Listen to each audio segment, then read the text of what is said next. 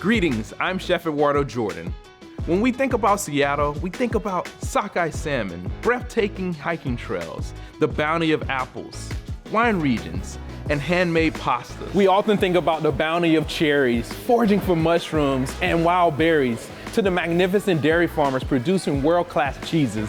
Then there are some of the most iconic restaurants like Canlis, Dick's Burger, Maneki, and places like Pike Place Market, featuring first-generation restaurants and shops. But what we often overlook is our beautiful minority-owned restaurants that are sprinkled around Seattle, which are the fabric of our communities. Here in Seattle, without these establishments, which bring so much character to our neighborhoods, Seattle will be a city without soul. In 2020, the Soul of Seattle was created to recognize and support restaurants, shops, and cafes by Black business owners. With our inaugural event, we raised over $260,000 to support the businesses that create the fabric of our community, with proceeds going to organizations that empower, support, and engage with youth of color. With the world being overturned with the pandemic, racial injustice coming to light, and the collapsing of our government, we knew even more that this event had to go on. We are excited to continue with our second annual, now virtual, Soul of Seattle, recognizing the chefs and restaurants that are the heart of our communities. Places like Marjorie, Cafe Campagna, Solari, Gravy on Vashon Island, Jerk Shack, June Baby, La Spiga, and Communion, to name a few. Our new virtual format enables the entire nation to have a little taste of Seattle. I know you're probably tired of staring at those screens, but I assure you this will be the most fun that you have in front of that computer screen this year. Soul of Seattle is here to shed light on the array of beauty that is at your fingertips. This year we have partnered with Northwest Harvest to bring Soul of Seattle to life, an organization whose goal is to end food insecurities in the state of Washington by bringing accessible, nutritious food and promoting good health in equitable ways. Over the course of the next 4 Fridays, we will showcase some of the most amazing chefs through cooking demonstration, panel discussions, dinners, and a DJ dance party filled with giveaways, auctions, and more. This year's event is focused on fully supporting the faces behind the Soul of Seattle, as a large portion of your contributions will go directly to our participating Black chefs and Black-owned restaurants. The restaurant industry has been devastated by the impacts of the pandemic, and minority-owned establishments have been disproportionately affected, with many BIPOC businesses closing permanently in 2020. BIPOC communities have also been ravaged by this pandemic, forcing families into economic pitfalls that's going to take years to overcome. Underserved communities are even more underserved. We can't just sit back and contemplate. Let's get to work. This year, we are excited to announce proceeds from Soul of Seattle will benefit MUST, Mentoring Urban Students and Teens, a local nonprofit dedicated to serve as a positive catalyst. With your support, we will be giving directly back to our community and help those who need our greatest support during this time of need. I am fully committed to supporting my industry, my community, and my fellow Black small business owners. So please join me in celebrating the Soul of Seattle. Without further ado, the 2021 Soul of Seattle calendar of events.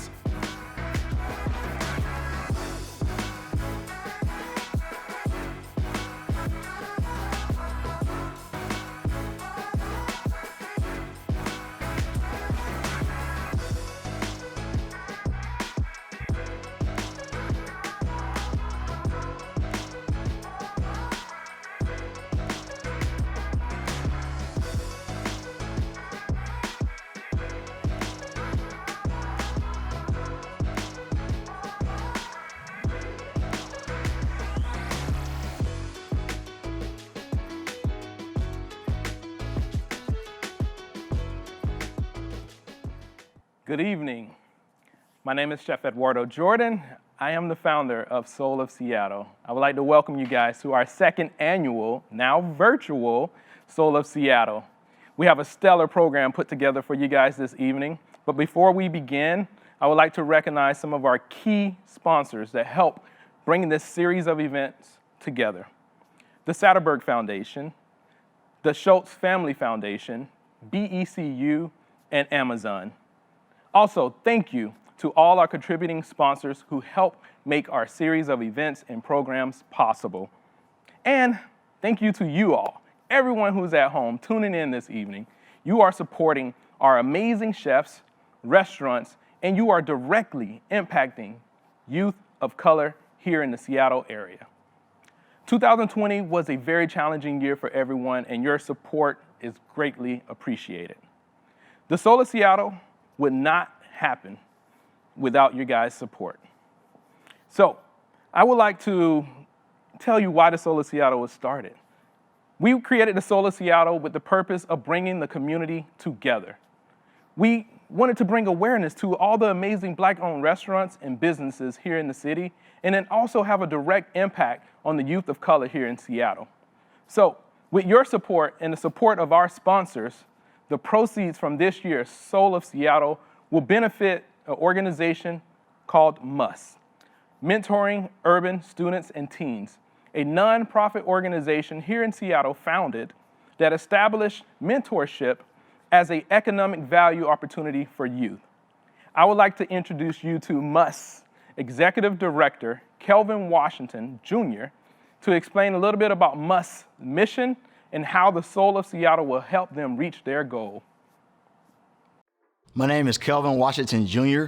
I'm the Executive Director of Mentoring Urban Students and Teens. Most people know it as MUST. The mission of MUST is very unique. We have a 3-layer system.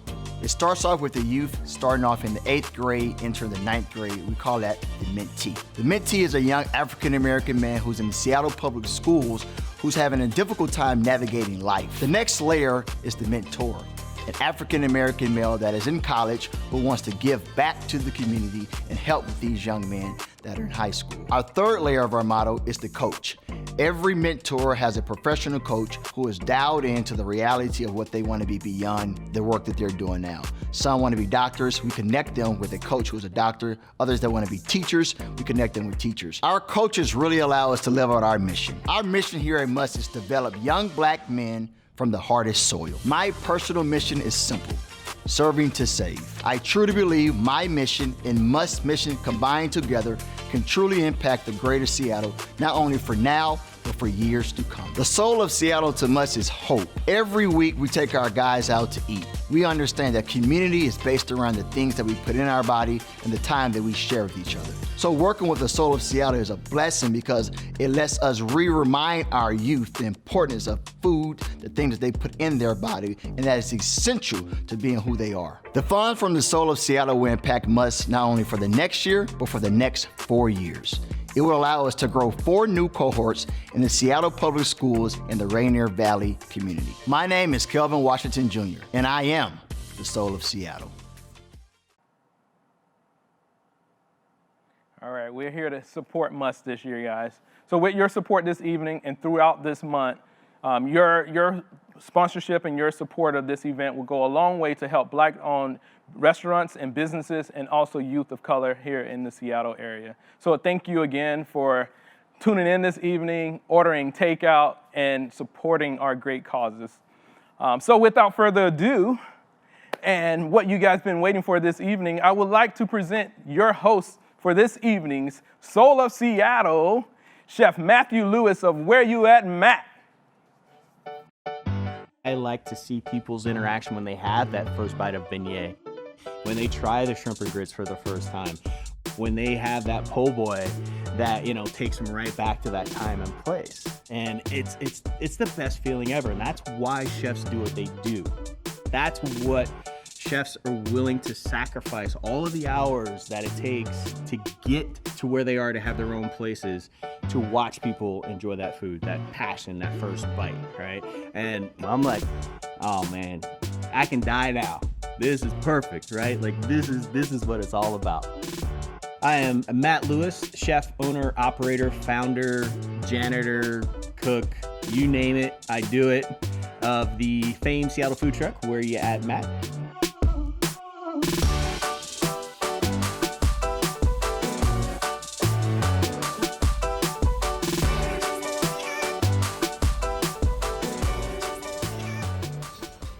My relationship with food and the culinary arts started when I was in New Orleans. Kind of, the saying is most people eat to live, but in New Orleans, we live to eat. My whole family is kind of built around food. I think most families in New Orleans are. It's not uncommon that you're eating dinner talking about where you're gonna eat your next dinner. I really realized it when I was in high school in Birmingham, Alabama, and friends would come over and just be blown away by a typical Tuesday night dinner. Like, what are we celebrating? I was like, nothing, man, we gotta eat, I didn't realize what a huge part food played in my life until I actually left New Orleans and lived in other places. The chefs will tell you it's never just a 9 to 5. The beginnings of where you at, Matt. It's like, where do you start? That was probably either my first realization or my first mistake about getting into this business, because it's all consuming. I remember I worked every day, pretty much 7 days a week for 23 months in a week. No days off. The first one that I wanted to nail were the beignets. I want beignets on the menu because that's the first thing I eat when I get off a plane when I go to New Orleans, and it's the last thing I try to get before I get back on that plane to come back. Everything else was kind of like family recipes. My mom, I always think about her jambalaya, and then my grandmother's gumbo, shrimp and grits, and of course the po' boys. Combining all of that, it's like, wow, the power of food, right? It takes you to that time and place. You just feel that same emotion when you have that same flavor that you had from the past. And being able to go to different neighborhoods, it's amazing. With that, I also get to interact. I hate to think of it as a transaction. What I want to build is a relationship with everybody out there. Somebody told me early on, you can either create a job or you can create a business. You have to get yourself to a point that that job then becomes a business in order that you can step away. With that, it allows me time, and time is invaluable.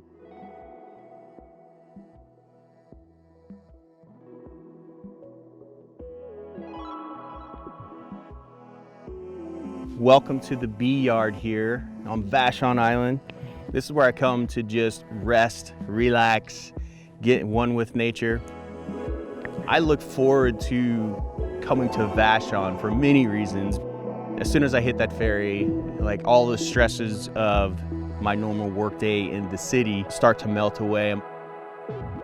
I like to come and see how they take care of their house, see how they take care of their honey. This gives me great joy. I think I get more from them than they give to me, and it just gives you pieces that you can apply to your own life. The other piece of it is because we're lucky enough to be on the water is we raise oysters. I love that process, and I'm always a student of nature. There's nothing like getting your hands dirty. That's where I go to get my zen. Like if I have an opportunity to go over to Vashon, like hands down, I'm there. It's a huge juxtaposition between the pace of the truck and say beekeeping or raising oysters. But it's an interesting juxtaposition because the truck, you're on these tight timelines, and that's what creates the energy. Once it starts, if you're busy, like you're just pounding, for 2-3 hours straight. Flip that to beekeeping. The zen of it is that the slower you work, the more specific you are with your movements, right? And just keeping it slow. But if you apply that to like your life in general, like that's the zen of existence right there. And I feel like that's what gives you the passion. That's what, keeps you moving. I can't say I have it figured out, but I know that allows me to see opportunities that I didn't see before.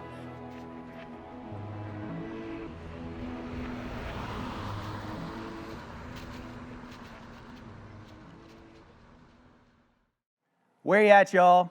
First time for me seeing that video too, so I'm a little taken back. I want to be that guy one day, so help us out here. Welcome to the Soul of Seattle. My name is Chef Matt Lewis, founder, owner of this truck, Where You At, Matt, and I'm here tonight to be your host and walk you through an amazing night. Not only is all the videos before this, amazing, but you're gonna see 2 more chefs tonight in a whole series that's happening throughout this month, so please support that. And that's what this is all about. We wish we could be doing this in person this year, but hey, everybody knows by now, and if you don't, let me just let you know about this thing called COVID. We're not able to do all these public-facing events that we want to do. Last year was the inaugural Soul of Seattle, which was amazing, and I feel like this year is probably gonna be even better, although we're doing this virtually. So stay tuned. There's gonna be a live auction. There's a lot of different things that we're gonna be covering tonight. We're gonna be doing cooking demos. We're gonna tell stories, but most of all, we're gonna have fun. Tonight we have an amazing show for you. And first of all, before we get started on that, I'm gonna introduce another bio video of one of my good friends that also happens to live on Vashon Island, named Chef Dre Neeley. Not only are we great friends, he's an amazing cook.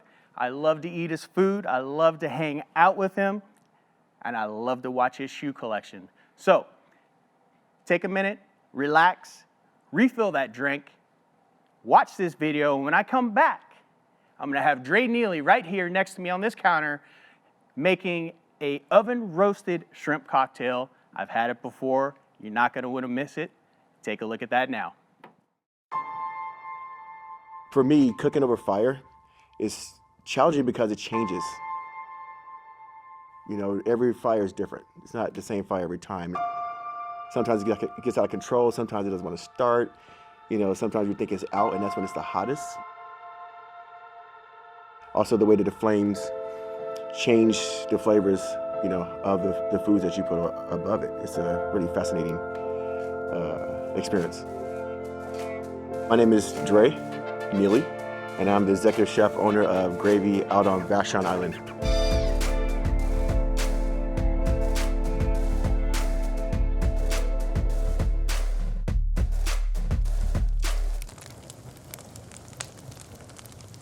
Honing my skills in the cooking world was at Safeco Field for sure. That's where I got to learn more about high-end food items because I worked in a diamond club. Peppa, my wife, we met at Safeco Field. I met her because she was bootlegging Eminem CDs. She was known for the bootleg. It was crazy. And I was like, who is this Peppa? Gravy is a baby of me and Peppa's. Started off as a catering company that we did on the side. Gravy's always been part of our souls. There's never been like a physical space. We could never really see it until we got this opportunity for on Vashon. Oh, my mother-in-law, who's an artist on Vashon for probably like 20 years now, she had the inside scoop and she gave us a heads up that this restaurant was coming up on the market. We started with $5,000, 6 weeks to open, but also in the midst of opening up Gravy, you know, we found a lot of friends that we still have who've helped us. A lot of farmers come through the back door with whatever they had to offer, which is how, you know, set the stage for the menu. But they'll come through the back door with, you know, 10 pounds of mushrooms or 45 pounds of mushrooms, or, you know, 2 garbage bags of basil and tarragon, you know, all these things that, you know, normally cost a lot of money or that you could normally not get. They were bringing them to me from the island. Even as far as squid, who knew? Out on Vashon, all these things were around this island. That's what set the stage for the menu for sure at Gravy and how the Gravy excelled and developed over the years. The menu is pretty seasonal, and I put a light, you know, like a little fresh, light twist on Southern cuisine, so it's not as heavy. It's more approachable to people who are not used to it, and also it's just consistently just delicious and you don't feel bad after eating it. When we first moved to Vashon, we're like, what the hell are we doing?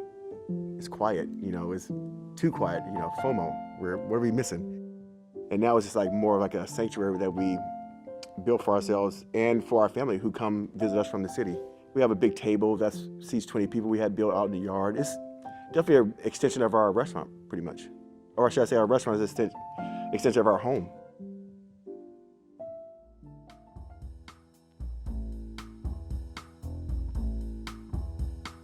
So I read a lot, constantly reading cookbooks, constantly reading up on what's going on. You know, I could read a recipe 15 times over, even though I know what to do. It's one of those things about recipes. I'm always just kind of keep my ear to the street in a way, you know, like you don't want to be irrelevant after a while. You don't want to get too comfortable in whatever you do. And so I always go hard in studying, reading. And so from there, I start with recipes at home from what our dinners are. Because we're always planning a dinner, you know, it's like, what's for dinner tonight? Let's plan this dinner, let's plan that dinner. That's how the recipe testing at home goes. It's really just chill, you know, I just drink wine, take my time, there's no rush. I'm sitting at probably like 65, 70 pairs. I don't resell, you know, unless I have to buy more. It's a really good hobby. It's a hobby of mine. And these are new pickup, actually. This is a splurge. I saved up my money, my winnings, whatever, but I had to get these. These are one of the ones I've been wanting for a long time. Just like cooking, you know, recipes, you're always trying to get better. You know, there's no end game. It's always chasing. It's always chasing the next recipe. It's always chasing the next thing. You can never win. So it's just always chasing. COVID, it's been hard, but it's been hard for everybody. So it's not like, you know, we all feel the same, right? It's what it is we're going through right now. The first 4 months we shut down and just reassessed and figured out the risk versus reward and all the things that were happening was because there was no guidance. So nobody got a playbook on how to do this. So we just figured that we would just play it safe for the first 4 months. And that's what we did. Vashon, this little town that we live on, started a campaign to buy gift cards, but vowed to never use them. That really gave us a new boost, mostly to our confidence, you know, to our like resilience that like we can make this, you know, we're gonna make it, you know, we're gonna be fine. You can only worry about things that are in your control. You can't worry about things that are out of your control. And so I take that, you know, and I apply that to all things. Same thing with COVID. We can't worry about this right here because we can't control it. Figure out things we can control and make fine tune those things when I can't be sad. I'm doing what I love to do. I have a restaurant, you know, that was the ultimate goal. I can't really complain about the things that I don't have as the things I do have that I just want to cultivate and make sure those things don't go away. Proud of the fact that we're able to not fold our restaurant, and I'm proud of the fact that we're able to have ideas to continue to move forward at. Proud of the fact that we haven't given up. We're designing our own path, which is fun to see because you can see the path behind.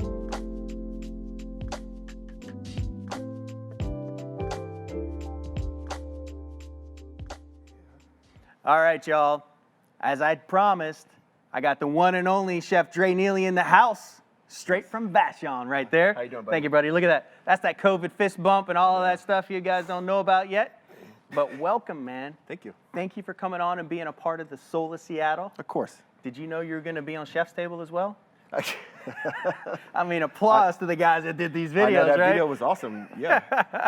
I love it, man. Good job, team. Right. Well, nice work. Yeah. Well, welcome, man. As you know, man, I've had some of the best meals that I've had in this man's restaurant on Vashon Island at Gravy. So not only that, but we've had some of the best times on Vashon Island, right? Just hanging together, cutting up. Of course we have, man. Come on. So if you haven't been, you need to go. Now you know, because now that everybody's getting vaccinated, right? Yep. So plans are to reopen. Exactly. You guys are starting smolts and salts. Salt. Correct me, bro. Salt and schmaltz. That's a lob. Salt and schmaltz. Schmaltz. Schmaltz. Hold on. Because I love those two things, salt and chicken fat. You got to explain this, bro, because when you told me this, I was like, what are you doing? But then I researched it, and it made sense, right? Like, So go for what it. the heck is he talking about? Yeah. Salt and schmaltz. So salt and schmaltz is going to be another pivot for us out there at Gravy. Yes. And it's going to be more of a grab and go operation. Okay. So just an example, just one example of many. We're going to have a schmaltz roasted chicken. Okay. So it's like cooking chicken is on fat. Really, Okay. you're basting chicken in schmaltz, and we'll make the schmaltz ourselves, get it Yep. in. And another, So you're saying the schmaltz is the fat. the schmaltz is So the it's fat. basically rendered chicken fat. Yep. All right. But hold on, All right. with onions. Onions. Yes, that's the key. You cook the chicken fat with the onions. Okay. rendered chicken fat, onions. Yes, that's schmaltz. Clarify it, and Yep. that's what the schmaltz is. I had Exactly. no clue, and I've been cooking for over 20 years. Well, that's the other side. So where does this come from, though? Well, it's a Jewish term. So New York Jewish deli. Yep. See, and then I asked my buddy Sam, who was like, "Let me explain this to you." I was like, "All right, let's sit down." Oh yeah, it's gonna be. That's just one example for sure. And we're gonna have some of the staples that we have at Gravy. Yeah. So the motto is like this. Is what I say is still gravy, but just extra. You know how I like to do it. Yeah. Just a little Just extra. a little extra. It's. I think you coined that term before the millennials did. I think I did. I'm not that old. Show up and show out. That's another Dre term. I'm getting a shirt first. I'm gonna trademark that. I know you like that. And I'll sell it to you. Show up and show out. Show up and show out. That's what we're doing Because that's today. what you do, bro. Yeah, come And that's on. what we're gonna do here. So let's talk a little bit about what you're gonna be cooking for everybody tonight. So this is one of our go-to quick appetizers or things we have because you should always have some shrimp in your freezer. Always should have should. the shrimp in the freezer. 1620, nothing smaller. You can go bigger, but 1620. Now, is sweet spot. 1620, for those at home, that's a reference to the size. Yes. And it's all about how many shrimp fit in a pound. Exactly. So it's 16 to 20 shrimp per pound, which Yep. is a good size shrimp. Yes. So none of those little bay shrimp. Those are the little ones you find in that shrimp Yeah. salad. Or like the shrimp bluey or whatever that. Yeah. When you're going to get shrimp, bring it, y'all. Yes, bring for it. real. All right. So 1620 shrimp. 1620 shrimp, and we're gonna just because it's like winter, I guess. Yeah, is it winter still? Right. It's I don't know all- what day of the week. What day of the week it is, by the way? I think this is the What sixth. month? I knew it was this February, is the that's for sure. 6th week of January, bruh. The 6th week. That's keep it a going. true term right there. The 6th week of So January. the 6th week of January. So and the 12th of never. in summer, we do this regular shrimp cocktail to where you poach it. Yep. And then we serve it with a nice cocktail sauce. So we figure we'll flip it, we'll roast it with some smoked paprika. Okay. And then brighten it up with like a parsley lemon pesto. Oh, absolutely. It's like in between a pesto and a peas stew, so I don't want any people to try to correct me. So I'm gonna put that out there right now. I'm gonna have my steak little rare to medium rare. Is that what we're saying? Is that the difference Yes. between pesto and peas I don't stew? want anybody to tell me that I'm making the wrong thing. So let you know ahead of time, it's in between. All right, in between. It's in between, y'all. It's in between Genoa and France. All right. And I'm not gonna rub it in. Because you say Genoa, but you should be in Genoa right now. Normally, Dre and Peppa, his wife, take off the month of January. But due to COVID, you guys had to lay low. Yes. We did the right On thing. Vashon, you did the right thing. We did the right thing. They did a couple of staycations around the island. Yeah. But that's the influence there. Why not your hot tub, maybe? It might have happened. No, I didn't tell you the chemicals a weren't secret. balanced, so you know. You had to let that out? Sorry. Yeah, that's My fine. bad. Go for it, man. You can do you, Dre. All right. Do you. All right, so we got shrimp. Uh-huh. We have a little thing between pesto and peas stew. Yeah. And you want to let them in on the secret between that? Is it It's just is the it pine cheese nuts. or the nuts? It's the pine nuts and the cheese for sure. Okay. Yeah, that's the basic. All right. And also in my piece too, I like to do a little bit of a stabilizer. Okay, and we're going to show you the recipe, so don't worry about taking notes and trying to look that up. You're all good there. And then, so once you do that, you said the paprika, Yep, smoked paprika. smoked paprika, very specific on that. Garlic, This right here is confit garlic. okay. So I just cooked it in a little bit of olive oil to soften it up. And just Slow add cook, flavor. olive Yeah. oil. All And right, so I had a bay soften leaf. it I had a up. bay leaf as well to this. Okay, a So, little you know, bit give of it a extra little flavor. flavor. Yeah. Layers, baby. Yeah. It's all about the layers. And then I see lemons, though. What's up with the lemons? So just give it a little acidic note A little acidic. to the pesto. All right, I'm in it, man. So that's for the pesto and everything else and all that. Now, I don't know if people know this. We talk a lot about Vashon, Yeah. but you and I both grew up down south. I was Yes. in New Orleans. I actually went to high school in Birmingham, Alabama. What high school? Homewood, Ooh, Homewood. right? Dre is also a Birmingham boy. We found out later that we actually crossed paths a couple of times and didn't even know it. That's what a small world it is. Yeah. And now we had to go to this little island right by Teeny. Seattle, less than 10,000 people to actually meet each other for real. So there you go. All that time we were in the city together too, in Seattle. Lots of times cooking around each other, right? Yeah, You should know exactly. that, man. All right. Well, where do we begin, man? Let's begin. How about this for idea? We'll start the shrimp, and in the time it takes the shrimp to get done, we'll bang out the pesto. Start the shrimp, Yep. bang out the pesto. Yep. Let's go, baby. Let's do it. So we have our shrimp here. We'll add a little bit of oil. Okay. So that's probably... What's it, like 2 tablespoons of yeah, oil? 2 tablespoons. I was right on that. Not very much. Now, I've had this dish before. I'm kind of playing along for the show, but I can't wait for this to be done. So if I rush them, just tell us to slow down. So we got shrimp in the bowl. We got a little bit of oil. I saw you toss it. Yep. Now, what else goes next? So this is the mixture of smoked paprika Okay. and salt. Smoked paprika and salt, simple enough. Most people have that in their house. Exactly. All right. And also, if you notice, I kept the shells on because you want to keep the moisture in. Yep. And you want to make sure you don't overcook them. See, down south, bro, if you took the shells off, you might get kicked out. I couldn't find the heads to these. Sorry, I didn't get exactly. Or Down the heads. south, it's shells, heads, everything, right? Everything. And when you move out of the south and you start, especially towards the northwest, a lot of times people are like, why do you still have the shell on? It's like, you're lucky I don't have the head on too. Exactly. So, and that's your preference all around, right? It is. And what do you like about the shell on the meat? Like, because we have to start educating, I think, right? We can't just tell people you got to have the shell on. Like, let's just explain to them, right? So, like, I know what I like about the shell on. What do you like about the shell on? Well, the shell, once it, if you're roasting the shrimp for sure, the shell just adds a lot of flavor to the shrimp. If you take the shell off, hopefully you're making a stock with it. Right. Or With save the it for shell. with the shell. Hopefully save it for a stock. Yep. But it just adds a little bit more depth of flavor with the shell on it Right. when it starts to get toasty. Right. Because the shell adds so much. Yeah. And for me, what I like about it, it also protects that shrimp because it's so delicate, right? Exactly. So it keeps it from drying out. It keeps it from getting rubbery. It adds flavor. And I think it adds a little sweetness too. And also, you're not eating if you're not eating with your hands. That's what they say in the South. If you're not peeling or eating something, something don't have a bone, a shell, you're not eating. I'm gonna let you on a secret, Jay. I told this person I'd never talk about it, but I won't mention a name. I had a person show up to a crawfish boil asking for a fork and knife. No way. Up here in Seattle. Well, I could. Okay. You want to know the name? Yes. I can't tell you, man. on, I promised. I just made them eat with their fingers. You gonna tell me later? Change their world. I'll tell you later, off camera. All right. Off camera, man. So we're gonna start these off in a All right. cold pan. Cold pan. We we're got starting off shrimp, good. Yep. paprika, oil, salt. Yep. Simple as that, y'all. Simple. Cold pan. Yep. All right. That's the way I like to do it. That's what I cook. It's simple. It's The delicious. best food is the most simple food. You don't Just need make sure you 2,000 Just make sure you ingredients. lay them out though. Unless you're making Worcestershire. That's my favorite. You know that. Oh yeah, I know that's it. What is it called again? Creole fish sauce. Creole fish sauce. Dude. A little Worcestershire, bro. What do they have? 32 ingredients in Worcestershire? That's why I buy it. At least 32. If I can't count them all on my fingers and toes, I don't make it. Yeah, you shouldn't. I cut off at 20. So that's it, just All like right. that.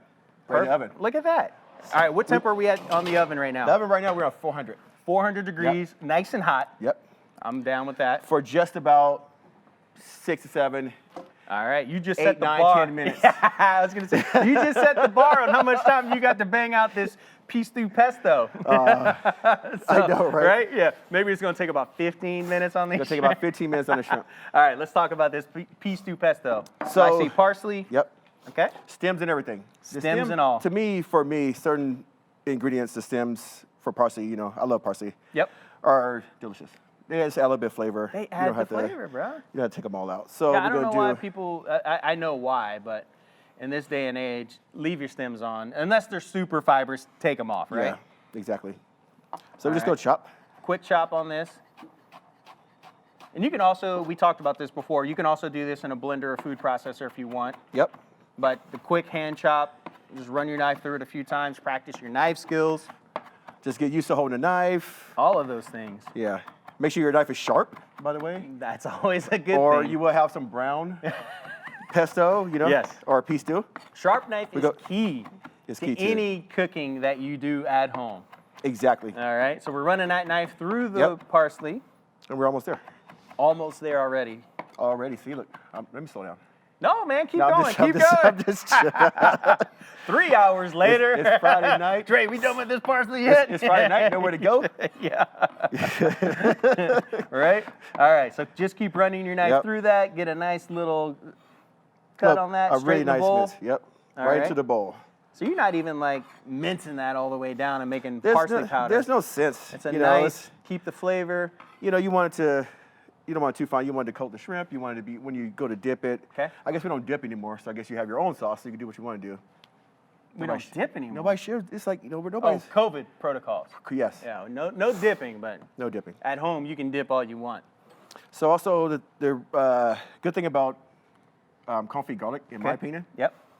is that it's easier to chop. You don't have to chop, you just press it. Yeah. You smooth it in with everything else, right? Yeah. So what I'm gonna do is go put the 3 cloves in there, Straight in there. straight in there. Look at you, baby. We'll do 4 just because. But it also softens the clove, right?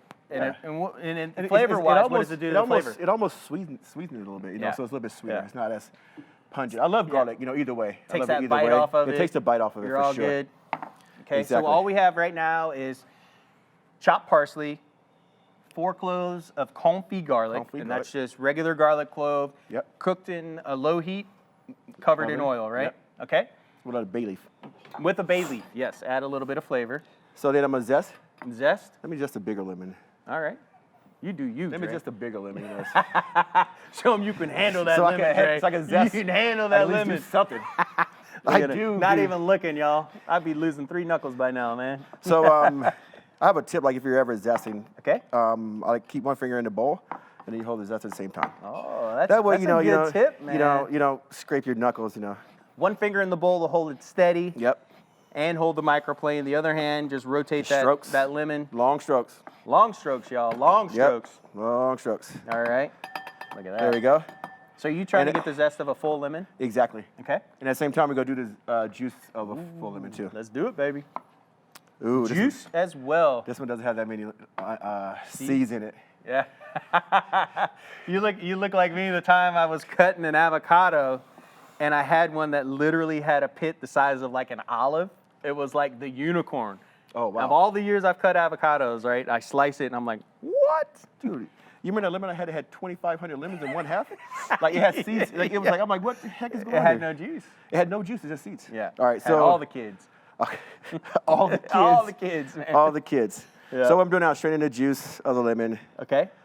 and trying to keep the seeds from going in. And I saw you squeeze that over your hand, Yep. and that's just in case a seed pops out. Yeah. You just kind of strain it through. Okay. And you're doing the juice of the full lemon, zest the full lemon, juice of a full lemon, and roughly how much parsley is that? About a 1/4 cup? Yeah. Half cup? It's about a half cup. About a half cup of parsley, 4 cloves of confit garlic. Yes. And are we doing anything with oil? Yes, we are. Okay. The oil is one. Where's my spoons at? Give me a second. 1 second, y'all. Sorry about that. That's all right, man. That's the beauty of live TV. You actually get to cook with us and Yeah. see how we do it. Exactly. So many times they watch the show and they think it's all about perfection, right? As one chef told me, it's like, great chefs don't make it perfect all the time. They just make you think they did. Oh, yeah. Right? So I'm going to cut some of this up just to be it's kind of efficient. Okay. You talking about the garlic? The garlic, yeah. Okay, so he's pulling the garlic back Pulling the out garlic out. just to make sure we can still talk at the end of this show and don't kill each other. Hi, Dre. Exactly. I think How you're doing are that for you? your own benefit because you know me, I don't care, man. I'm going to eat it. I'm doing it for my own benefit, you're right. Yeah. Okay, there we go. All right, so chopped all the garlic. Yep. And now we're putting into the oil to Okay. kind of like mix it up. Let's see here. So oil going in. Yep. We're not really measuring this. How much oil are you looking for? Are you just trying to coat the parsley, Yeah. slightly What's it like cover it? 3 tablespoons. Okay. Let me taste that. Are we seasoning it? You there? Well, you know, like the citrus, you know, it's like really nice and Well, bright. yeah, the lemon plays a The huge lemon, role in it's that, really right? nice and bright. Okay. What are you calling out, Chef? All right, there we go. You there? That's perfect. Man, I got to find me a spoon around here, too. Yeah, you do. Because I got to try this. So you did all of that in like 6 minutes. Did I? I'm you- assuming, man. What do you think? Ooh, baby. Don't be lying to me. Pep's lucky, bro. Don't be That's all I got to tell you, man. You cook like that every time. You know, that's why I always show up on your doorstep, because I always know. No, without calling anything. You just like show the hell up. You got to. So let's check the shrimp. How long do you think they've been in there? Like 4 minutes? No, there's been longer than 4 minutes. I'd say we're probably about 7, 8 minutes on there. Ooh. Those have, A couple more minutes left. they have a couple more minutes in there. All right. So when you cook at home with Pep, what's one of your favorite things to do? I mean, of course, shrimp. Another favorite thing to cook. Now, you saw in Dre's video while he's thinking. Can we cook We can get that I know, right? Everybody go with me. While he thinks about this, he has a pizza oven, and I've cooked a lot of different things. Like, we've cooked whole pig out of this pizza oven, Yep. whole fish, whole chicken. We had the pizza Pope. We had the pizza Pope. Dude, that was. This guy, I don't even know how he even showed up on Vashon. I don't even but know how he literally, made it to America. yeah, well, we know how that happened. Yeah. But that's a whole nother story that we can't talk about. Nope. Not today. Yeah, because I think it's still going to court, right? But we had the guy that makes the pizza for the Pope, literally. On Vashon. Yeah, on Vashon at Dre's house. Talking mess about my pizza oven. It's too small. I'm like, man, what you expect? Yeah.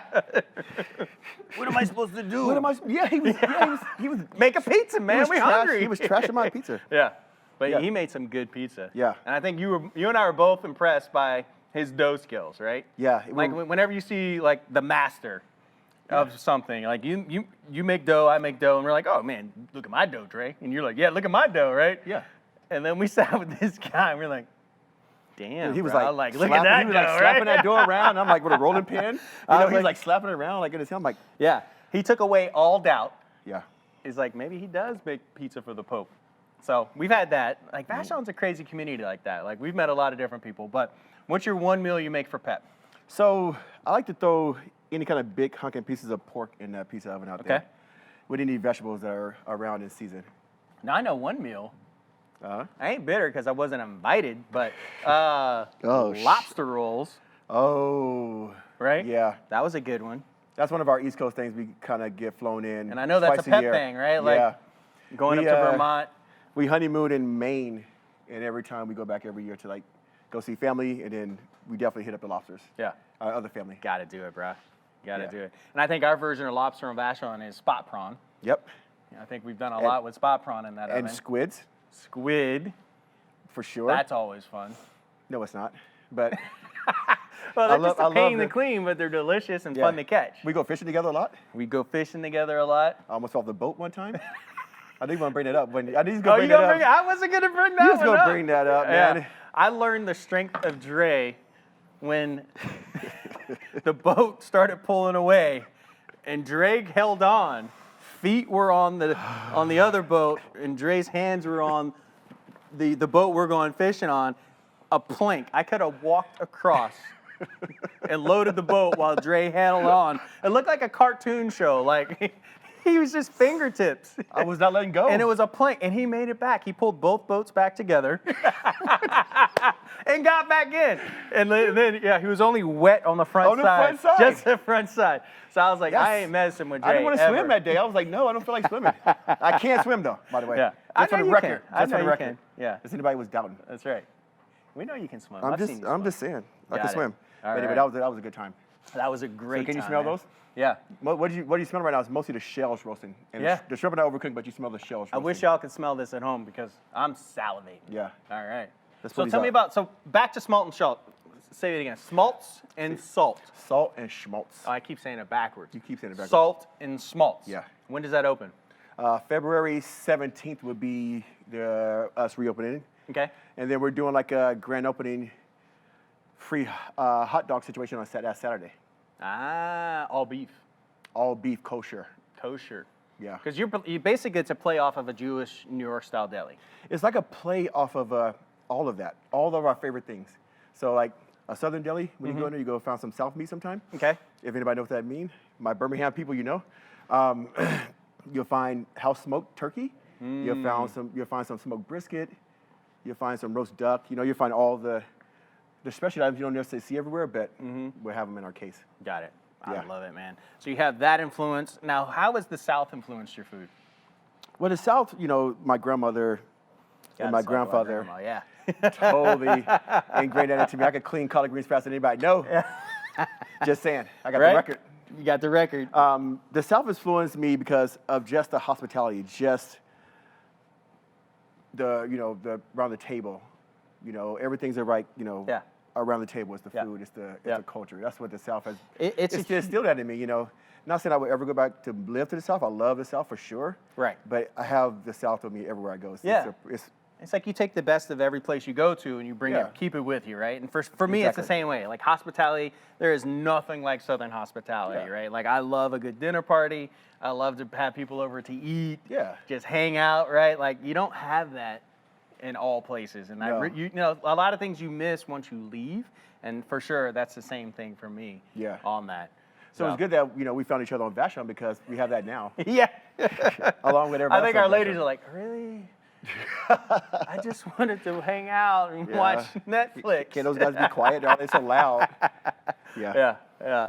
But yeah, you can't beat that though. Like those are the things, right? Like that's what really makes the difference when you're. It does. It makes everything. It makes all of it worth it in a way. It's all worth it. Yep. Absolutely, man. Well, I can't wait for. Hang on, salt and smaltz. Oh, Did I get it? Yeah, don't mess See, up I told anything. you, bro. Yeah, It I must know. be the end of the segment. it's gonna be salt and fat. Is what you Salt just and remember. fat, Salt y'all. and fat. Salt and fat. Oh, I remember salt and pepper. Salt and pepper here, don't and get- we are in the groove. I've seen that documentary or that movie. Yeah. At least 2 times. You I know the wonder next why. part? That's another person. You got it. That's Supersonic. Oh, is that it? But that's Yeah. same people, though, No. right? Ooh, Are you sure? that's not the same people. All right. Y'all at home, y'all can Google that. Supersonic. Dude. That's Are you sure? Hit it, baby G. No, I don't know who that is. Does it Somebody have a help us dance? out here, like, Does it have a somebody- dance that goes with it? No, You sure? I know the If my it favorite- does, I want to see it, Dre. Well, I can't believe my theme song's not playing. What's All my right. favorite song? First person to hit the Fry chat. that chicken. Oh. Fry that Oh, chicken. you want that? Fry that chicken. Fry that chicken. That's yeah. If you have not seen Mrs. Peaches Fry That Chicken, Oh do my yourself God. a favor. Do yourself a Google favor. that on YouTube right now. That's my soul Yeah. right there. Fry Yeah. that chicken, Miss Peaches. Oh my God. You want that wing? Yeah. You want that thigh? Yeah. You want that? Man. Yeah. Let me get If these you want to shrimp get out of the oven. Hold hyped, on. Let are me we get- going to burn them yet? Well, almost. All right. We got roasted shells. Jeez. There we go. Two brothers cooking in the kitchen. There we Watch go. out. It's Oh, going look to at catch you on fire. Oh, Smells yeah. amazing, though, Dre. Yeah. I think you did it, bro. So, see how nice and toasty and roasty those are? Yeah. All right, in front of the plate. I love it. And here's the other part. Did you get a delivery last week? In the mail? A couple boxes? Pots and pans? Oh, yes. Right? I did. I know. I did too. And Oh. that was great because Abio, Uh-huh. shameless plug, y'all. Shameless. But this company was so cool to sponsor the Soul of Seattle. Yes. This cookware that you're using right now, all by them, reasonably priced, well made. I was Well made. impressed. Because a lot of times people are like, I'm going to hand you this, I'm going to give you this. And you're like, really? Like, all right. The trimmers thanks, are coming man. out. The trimmers are coming out. So you put it in the oven? Yeah. I love this stuff. And, you know, that's It's a shameless solid. plug. Thank you, Abio. Yes. Thank you for sponsoring Soul of Seattle. Thank you for getting me some pans. Two because brothers I cooking never in the bought kitchen. any pans. I don't buy pans. I have cast on. I have Yeah. like 50 years, so like I Yeah. haven't bought any new pans in like years. Exactly. All But right, thank man. you. Plate this up because I'm ready to eat, man. Just do it with my hands. It's okay. Yeah. It's why Friday. not? It's Friday. Ooh. So nicely roasted. So I know everybody at home only got a couple of shrimp, but this is for the staff here. Sorry. For the staff. And you guys were peeled too. Now, There we go. do you like to do the pesto on the side? Do you pour it over the top? What are we talking about? So I like to do it on the side because what you're gonna do is peel Okay. and then dip and then lick your fingers. When you peel, I dip, we dip. Yep. There you go. That's another song for you. Now you know that's a dance for that one. That is a dance. All right. What are you looking for, boss? I got you. Let's get this plated up. All right. Plate it. So I'm gonna do. Do you need another plate? No, I'm gonna put it right here. Because that's what we do out here in the Northwest. All right. Ooh. So there you have it. The nice oven roasted shrimp cocktail. A little bit of And- that pesto. Well, I wouldn't advise you touching it right now. I have like chef hands, so like Yeah, I got like a he's 5-second numb. delay. Well, like right now, like 20 seconds, Yeah. so don't touch them out of the oven. But Have you started holding your breath yet? Because you know that's when you know you got about 2 seconds left. You hold that breath. Did you do it? oh, All Jesus. right, you don't make me try this because Mhm. I don't Baby- see that this look is very often baby Jesus when right you here. eat something. Oh, the Mhm. baby Jesus. Yeah. That's a Southern term, y'all. Yeah, guys, sorry. The other Southern term that I think gets lost in translation is you put your foot in it. Put my So foot let me see.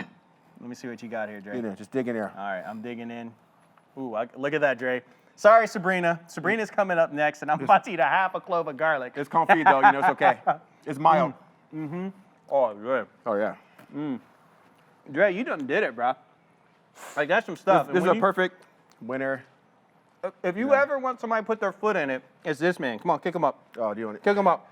You know, I'm getting He's old. talking about that. Yeah, he's getting older, y'all. He used to just come straight up. But you see these Nikes, you want somebody fancy like this to put their foot in your food, because down south, if you put your foot in it, it means you killed it. Like, this is like, slap your grandma good. Yeah, and that is, bro. Put that love in it. Every time, consistent. How long is Sabrina's video? Because I need some time to eat this in between. I know. Well, Dre, you done did it again, bro. You came on, you cooked something really simple, but just amazing. Great. The flavors, everything together. I would eat that all day. And I just can't thank you enough for being a great friend, great chef. Of course, buddy. And being such a huge part of the soul of Seattle. Of course. So, hands around. I'm gonna put my, there you go. You get a round of applause for Chef Dre here, y'all. Thank you guys at home for tuning into this segment. We have another one coming on, because now I'm going to introduce you guys to Chef Sabrina Tinsley of Osteria La Spiga. She has trained me really well. That's all the Italian in me coming out right there. Make sure, though, that you're tuning in to the live auction items, because I may have put a few ghost bets on there just to raise prices up. And as a chef here, struggling chef in Seattle, you need to make sure you exceed that bet. Exactly. So I don't have to buy it. Although we're going on a trip together then, Dre. I know, I'm ready. We're going to leave the ladies at home. And we're going to enjoy this, right? You said out loud. Yeah, so, well, yes. All right. But if we say it on TV, then they can't get mad, because then we just have to follow through with it, Gotcha. right? So I Cool. think we have to just say it now. I'm ready. I'm black and I'm proud? I'm black. Yes. There you go. So hit up those auction items. If you don't want to do the auction item, make sure you donate. All of that. Bidding is going to end at 9 p.m. tonight. And with that, we are going to introduce Chef Sabrina Tinsley and her chef table style video. We'll be right back. Fry that chicken.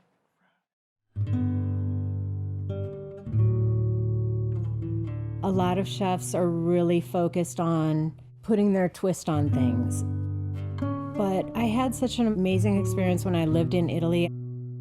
The food was phenomenal. It was like nothing I had tasted in the States that was Italian. I really wanted to bring my experience to Seattle and have people have that same experience that I had. My name is Sabrina Tinsley, and I'm the executive chef and owner of La Spiga.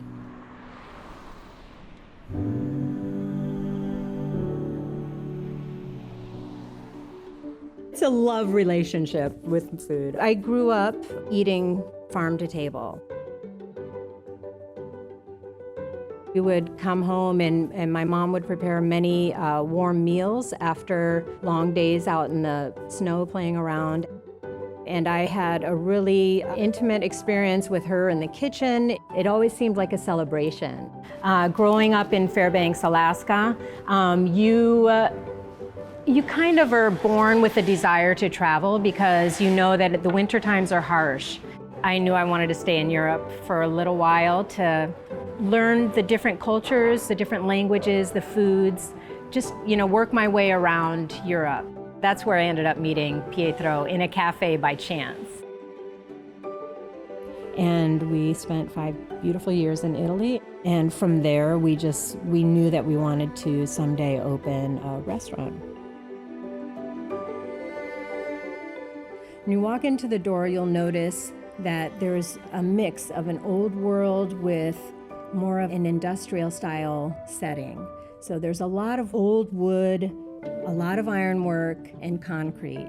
Big open windows, so there's a lot of light coming in. And you'll feel like, even though it's a nice big open space, you'll feel like you're at home.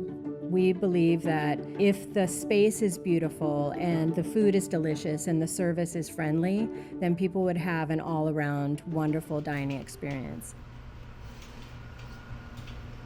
So we wanted to really bring home the flavors of Emilia-Romagna in the restaurant and really recall some of the wonderful flavors that I experienced while I was living in Italy.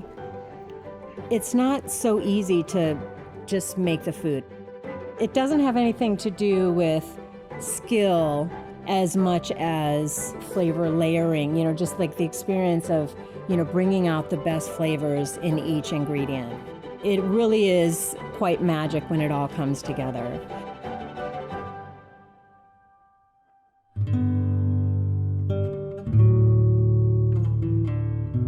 One of my goals is to inspire.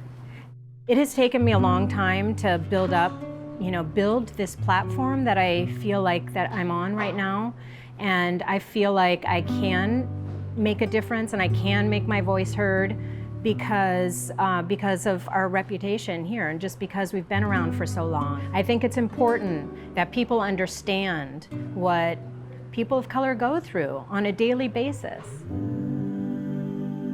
I would love to see more diversity being hired in the restaurants. I've been, over the pandemic, working with interns and helping where I can, like on a one-on-one basis, to try and get more people of color into the industry.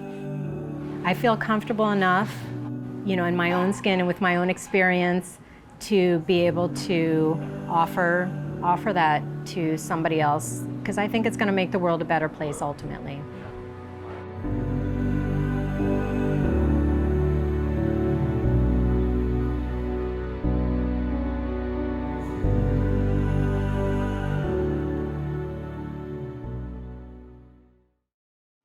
Hey y'all, welcome back. Before we go into our next segment, I hope you enjoyed the first demonstration by Chef Dre Neeley with Gravy.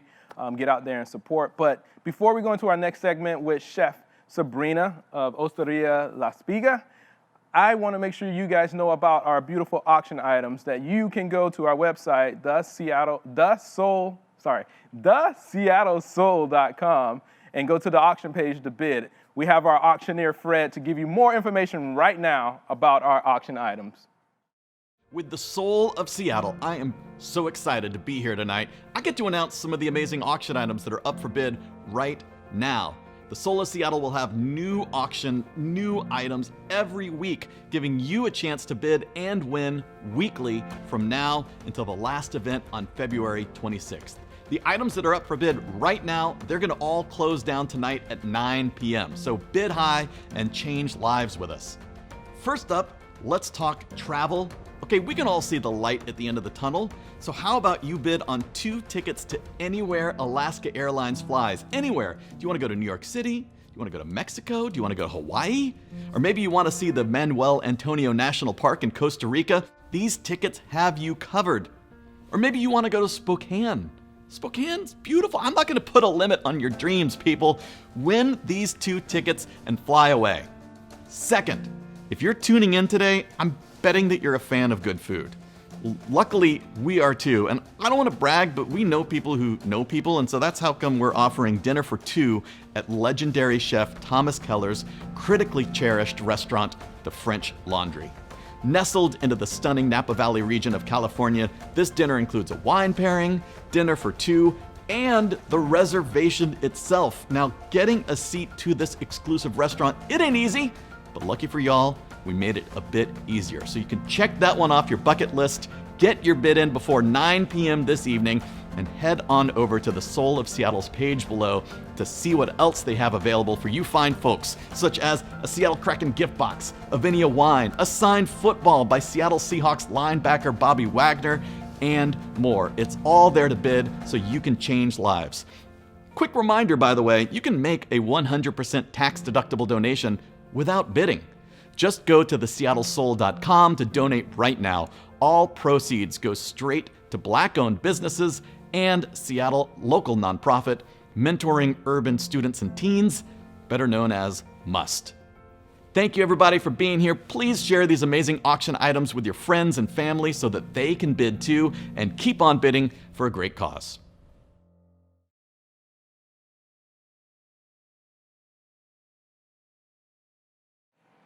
Way at y'all, Matt Lewis, as promised. We're right back here with the one and only Chef Sabrina Tinsley. Thank you. And as you get to know her better, and as I've cooked alongside of her hosting a few different events, she is now lovingly known as La Maestra. La Maestra. Because That's as me. you will see, this lady has mastered the Italian cuisine. And I don't have to tell you, she's about to show you. So I am super excited to have you here tonight. And tell us, what are you going to show everyone at home tuning in to the Soul of Seattle to make?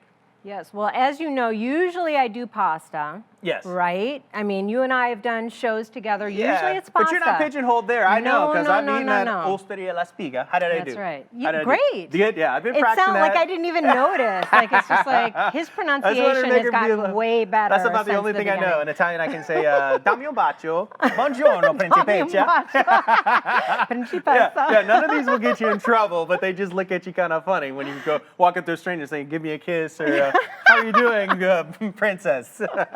They're all endearing. I got it. So, yes, Great. the maestra. We're back to you. Yes, so we are going to do porchetta, which is this big old hunk of pork shoulder. Okay. And we're going to season it with herbs, salt, of course. Yes.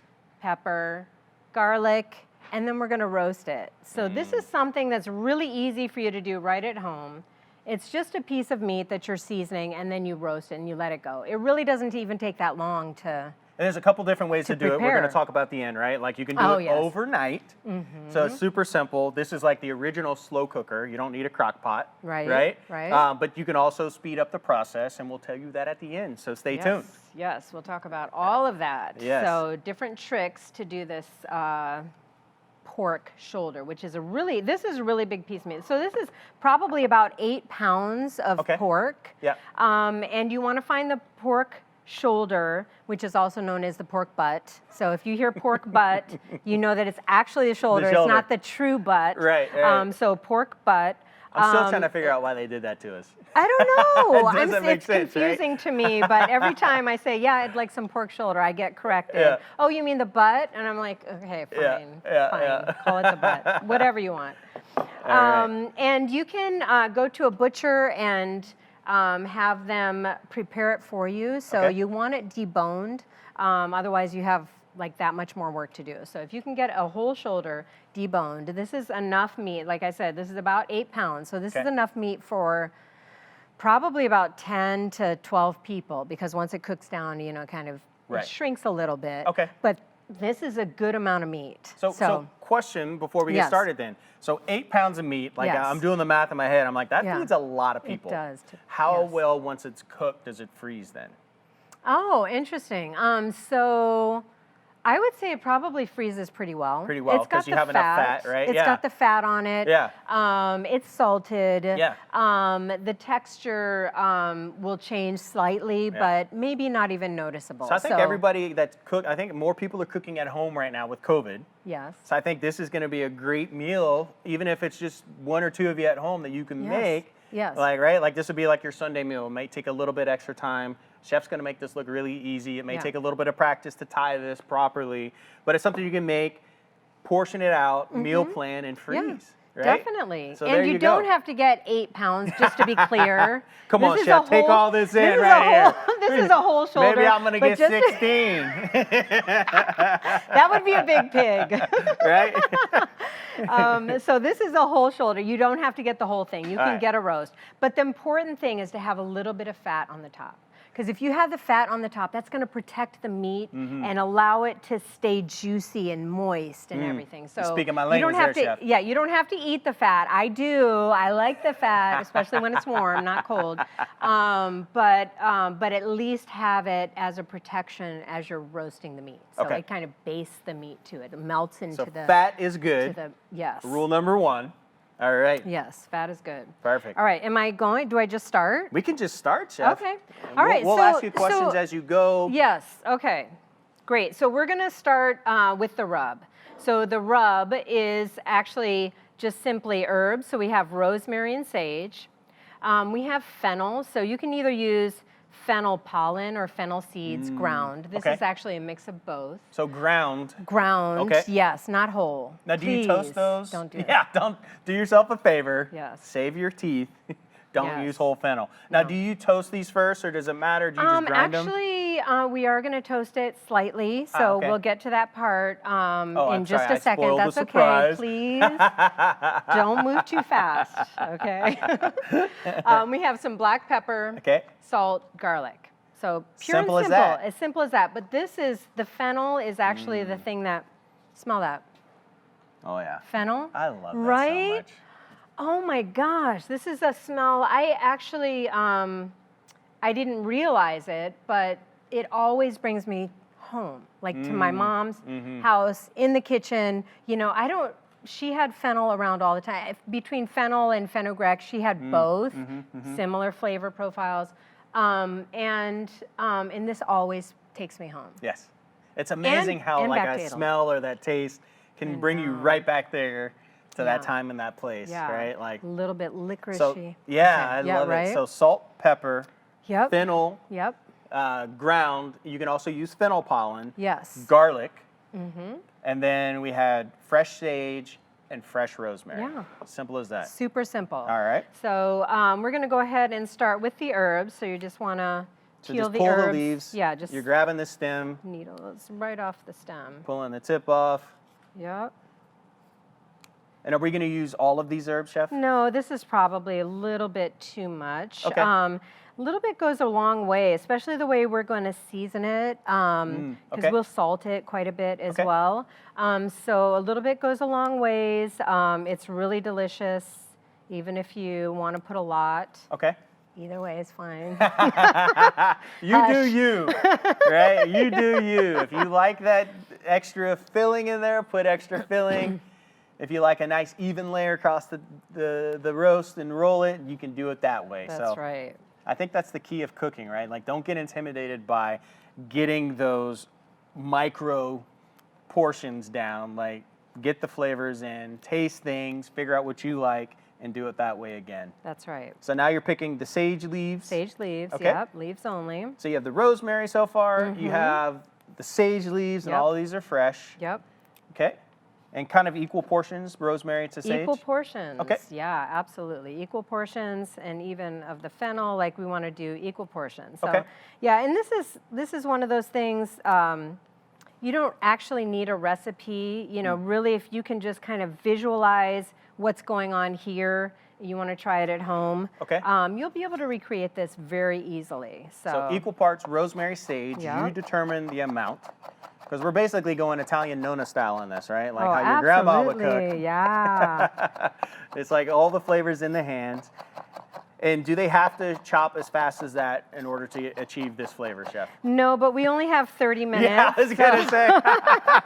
It's not a cook along today, so you're all good.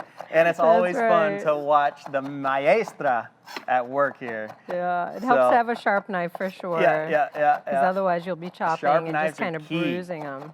Treat yourself to a sharp knife. I think that's the theme for tonight, because Chef Dre brought the same thing up. I just sharpened my mom's knife. Well, she has like several knives that need to be sharpened. I just sharpened one of them, so I'm going to take it to her tomorrow. Hi, Mom. I think she's online. How is I'm Mama bringing it Tinsley? Hi, Mama tomorrow. Tinsley. She's doing great. She's doing great. She was out walking when I talked to her earlier this Okay. morning, and she's feeling good. She's feeling amazing. good. I can't wait to be able to hang out with her again. She is such a character.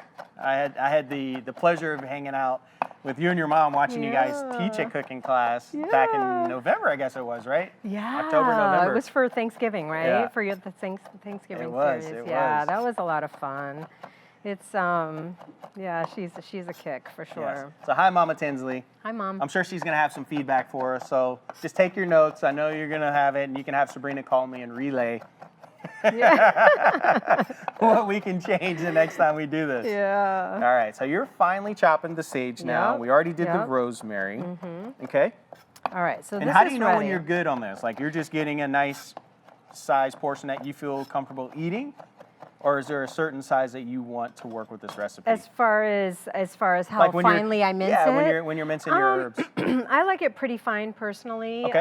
But you know, don't get hung up on that. Yeah, You know, okay. it's really just to taste, you know, like what is your preference? Okay. The rosemary needles are a little bit tough, so it is best to really break those down So as take your much time, as get those possible. finer. Yeah. All right, so there's our sage Okay. and rosemary. sage. So now we're gonna me to take this slice out a for you? few. Thank you. Yes.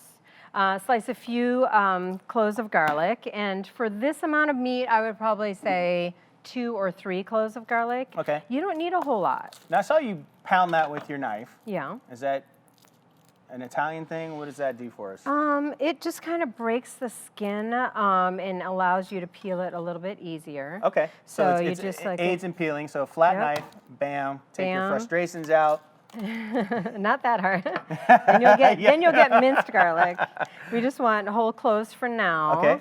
Because then we're gonna slice them. Take the peel So off, These cloves. are big. Okay, I'll go one more small one.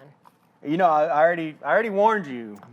I had a whole clove of confit garlic with I Chef know. Dre, so. Well, I don't notice anything Okay, so far. good. So, There you yeah, go. You're good. You're good.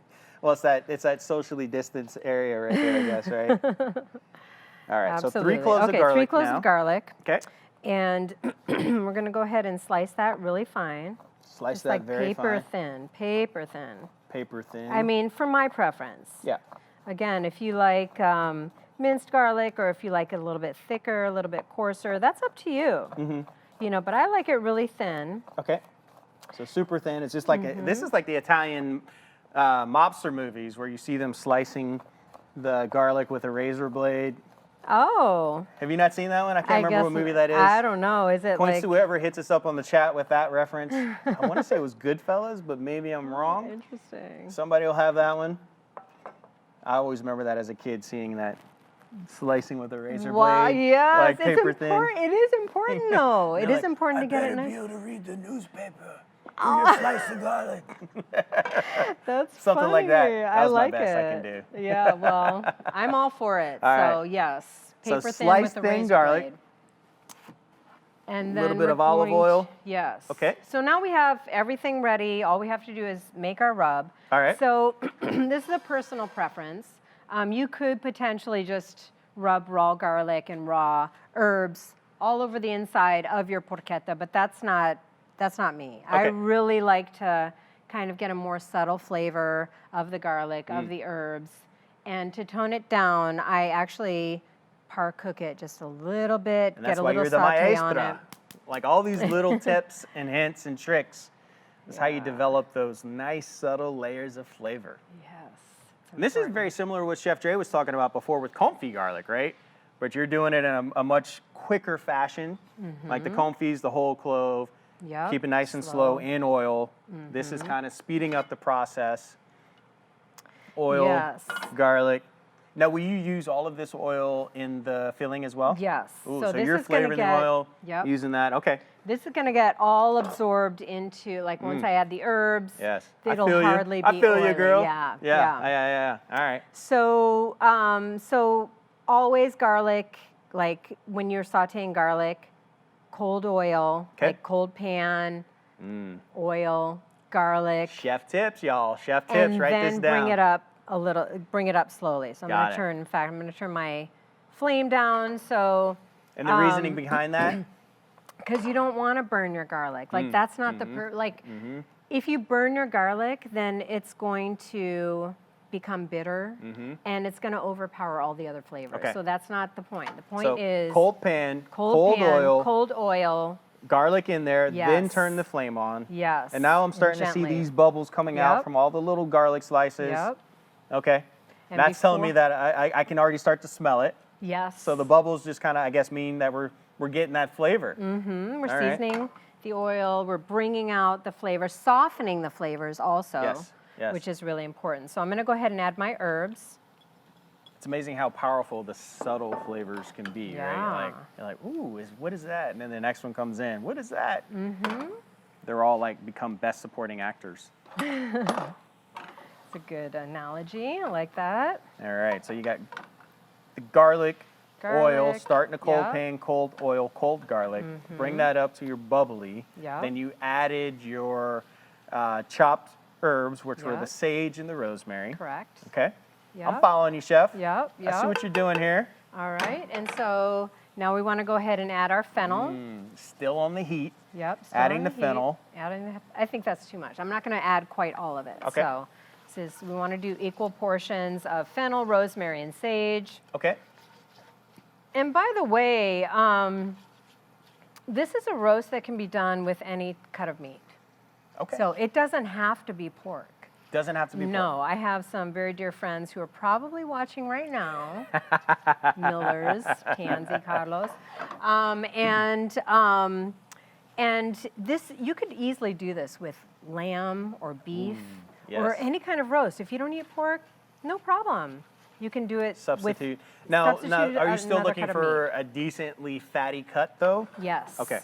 So Yes. use any cut of meat, but you have to make sure that you have a little bit of fat content, or Yep. else it'll end up dry. Yep. And you can't blame the maestra for that. That's right. Don't blame me. Chef Sabrina warned you.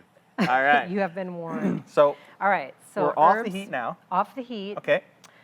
So we have our herbs. We're going to add some salt directly to this. Okay, just make sure that's nice and seasoned. That smell, Chef. You're killing me. Right? I love it. I love it. It smells so good. And a good amount of pepper. Okay, so salt, pepper. All right, so now we have our rub, and that is ready for our pork. Love it. Okay? Yes. So, and this is plenty for that size Okay. pork. It's plenty. Love It it, doesn't yeah. look like much, but it really is It's plenty. packed with flavor. You got Yes. the oil that's already inoculated, so Yep. that carries flavor throughout, right? Yep. So, All right, so we'll leave it just there until we're ready Okay. for it. In the meantime, we're going to prepare our meat, and I've got my gloves. Got the gloves. right here. no glove, no love. You're good to go. This is the big shoulder there. Yep. All right, so this is our pork. And as you can see, it's already cut into because they've had to remove the bone. So the bone is out. There's always kind of this flap of meat if you get the whole pork shoulder. Okay. So now we're going to open it up a little bit more so we can get the seasonings inside the pork. This is a very dense piece of meat, as you can see, and we definitely want the flavor to be distributed evenly. Okay. So either you can do a C-cut on it and open it up completely and then roll it, or you can just kind of do a pocket cut. Okay. Do you have a preference? I What do you don't, wanna but let's see? explain it to whatever one we choose. We're going to explain to you guys what the Yeah. C-cut or the pocket cut is. Yeah. I'd say let's do I was going to say C-cut. C-cut. Okay, so we'll butter. Anyway, with the C-cut, this is the more difficult preparation. Oh, well, let's anyway. go butter. No, no, it's good. It's good that I do the more difficult one because then I show you. Then you'll have an easier time at it if you just do the pocket one. So I Okay.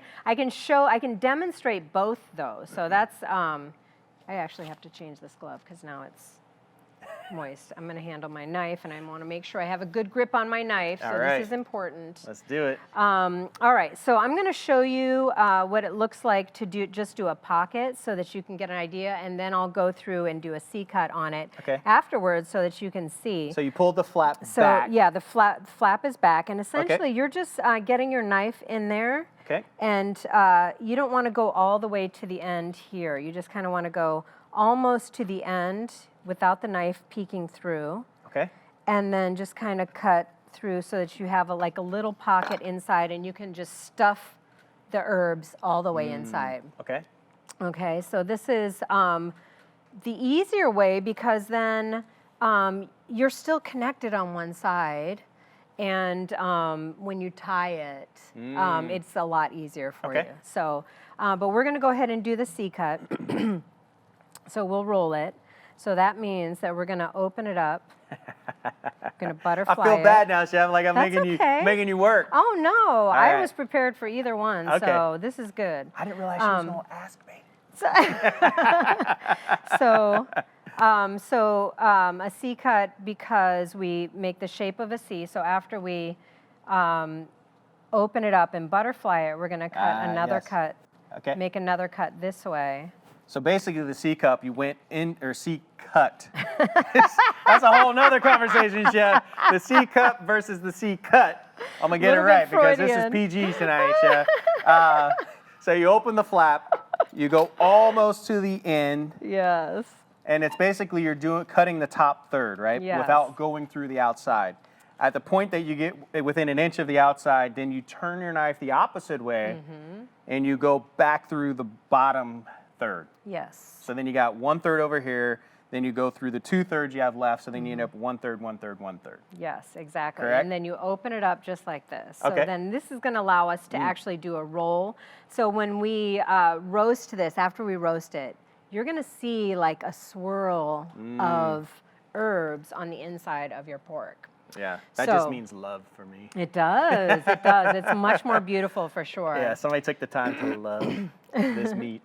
All right, All right. So fully speaking open. of love, since we love this meat so much, we want to make sure we season it properly. Yes. We have to add a good amount of salt. Pork loves salt. Pork loves salt. Pork and potatoes love a good amount of salt. So I feel like my nickname should have been Pork. yeah. And why is that? Do you Because I tell? love the salt. Fine. Oh, got it. All right. So a good amount of salt on the inside of your pork. All right. And then this is where the herbs come in. This is where the rub comes in. We're going to put it on the inside. Okay. So I'm going to go ahead and add all of All the this goodness. mixture, all of the goodness, Oil, everything, everything. herbs, It all garlic. goes. And use Okay. that heat-proof rubber spat and make sure you don't Yep. miss anything. Yep. Love it. Then you rub got it it. You're on the getting in there with your inside. hands, massaging this into it. Yep. I wish y'all could smell this at home because this right here smells amazing. Yeah. Like I this know you're is- not supposed to eat raw pork, but you would really make me question that decision, Chef. 'cause Yeah. This Smells is really ready. good. Smells really good. But as you can see, it's plenty. You don't need a ton, Yeah. right? That looks great. I love Okay, it. and this is going to season the pork beautifully. So now we're going to go ahead and roll it up. Okay. And again, you want to make sure that your pork, the fat cap, which it's not a ton on this one. This one actually somebody else prepared for me. Okay. There's not a ton, but usually there's a lot of fat on the outside. So make sure it gets on the outside, on the Outside. top. Okay. Don't roll it into I know what you mean, and the so- pork because then Yeah. you know it's going to be. Once you butterfly gonna be it, very you'll good. have one side, one half will have the fat cap, the other half Yep. will be the inside. Exactly. So make sure the fat cap is the last thing you roll. Yes. So then it ends up on the outside Exactly. and bastes the meat as you cook, right? Yep. So typically this will be covered with fat, but they trimmed that fat away, and there's Okay. a little hole. Do you see that hole? Yep. I noticed that they put like a little plug actually in that hole. It was kind of funny Yeah. to see. The butcher tried to fool you on that. They're like, whoops. That's funny, but I'm sure it was a bone because look at it, it's Yeah. round. It was a Yeah. socket. So okay, so now we have our beautifully shaped pork. Okay. And so now I'm going to tie it. Okay. You want me to grab the So, string for you? yeah, I'll get you set please. up and you Okay. don't have to re-glove. Well, anyway, I already did it, All right. but that's okay. So butcher twine, Butcher twine, yep. 100% cotton. 100% cotton butcher twine. Okay. All right. We're learning tricks here, y'all. I'm watching. How much we're going, Chef? You need more? More? 16, 17, 18, 19, 20. I feel like we should do it in a double dutch, girl. Come on. Let me swing it. Let me swing it. Let me swing it. Come on. Oh, there you go. You made me lose count. Oh, well. I think you're on I think 32. this will be enough. 32, okay, Chef. Just go okay, to 50, 40. we call it. Okay, got it. All right, so about 40 twists around your finger. All right, 40 twist. About. And Don't you know, go if over or you, under, but stay about no, 40. If you run out of twine, you can always tie another piece Okay, on. all right. You can always tie another one on. All right. Got it. All right, so now we're gonna go ahead and start tying this. And I'm gonna, you know, there's always a more complicated end with like little bits and Yep. pieces kind of sticking Oh, yeah. out. So I'm gonna start with that end actually. And we're just gonna go ahead and tie a little, So you're going over twice, yep. just like you're tying Yes, your shoe, exactly, pulling it tight. twice, so it'll stay, kind of stick. Okay. All right, and I always leave a little bit of a tail because I like to tie Okay. it afterwards. All right. Might get in the way, but you know, we'll deal with it. Okay. All right, so I'm going to show you one way to tie it, but then I can also show you other ways if this doesn't work for you, because I can show you an easier way. We'll just so it have them doesn't email- have to be like this. Email in if you don't understand the first way, and we'll send Yes. Chef out to your house for a fee. Personal. Yeah. For a very small fee. I mean, I'll be there. I think we got you less than 10 grand now, right? Like $9,999. Chef Sabrina Tinsley, the maestro, will come to your house and tie your roast for you. Yes. And that's at a discount. Like, I think the first time you came to my house, it was way more expensive, Chef. But that roast was good. Yeah. It's worth it. All right, so we're going through. All right. Now let's show them one time real quick, the next one. All right. You're making this look real easy. So Okay, so roll you it under. just kind of pull it underneath, and then, you know, essentially you're just like following a straight line here, Yep. right? So Yep. you want to hold your twine where you to follow that. So you same held the line. loop and then you just passed the And whole then- ball through. exactly. Now I see why you wrap that whole ball under your finger to get it all together, because you're Yes. passing all the twine back through. So now you're going to Exactly. take that loop underneath, get it nicely lined up, and you're holding the loop, passing all the twine back there. Got it. Yeah. So So this su- is one Yeah. way to do it. I like. Now, did you learn this technique in Italy, or is this something you learned after?